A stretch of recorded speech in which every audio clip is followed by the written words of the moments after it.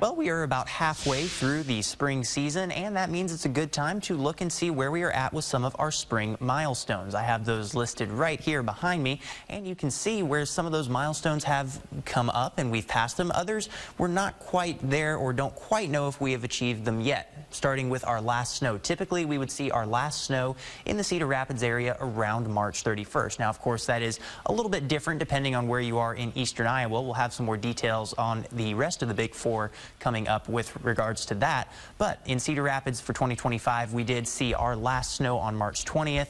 Last freeze and last frost. We have not seen a frost and freeze for a while, but it is still early enough in the year that there's the potential to potentially see a frost or freeze. With regards to our first 70-degree day, however, typically we'd see that around March 23rd. We achieved that a little bit early this year.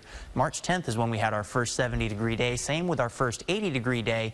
Typically you'd see that around April 15th. March 14th is when we saw that for this year.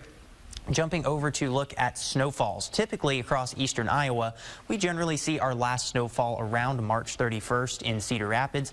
Dubuque is a little bit later than that, coming in at April 9th. Waterloo typically sees their last snow around March 30th, and Iowa City typically sees their last snow around March 12th. Now, we can get snow as late as early May in Cedar Rapids, Dubuque, and Waterloo. Iowa City, a little farther south, a little bit milder, doesn't see their snow season last quite as long. So at this point, it does look like for measurable snow we have put it behind us, unless we are going to be breaking some records as we head through the month of May.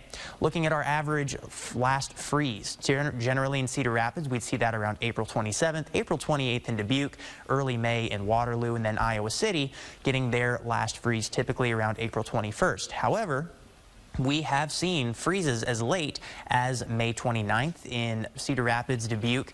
Iowa City has seen their latest freeze as late May as well. Waterloo also there right at the end of May, where they can sometimes get a very late freeze. Frosts are very similar to that, where we can sometimes get those frosts that occur in the very end of May. But for gardeners that generally track their planting with our final frost dates, well, here they are for the Big Four. Cedar Rapids looking at May 4th.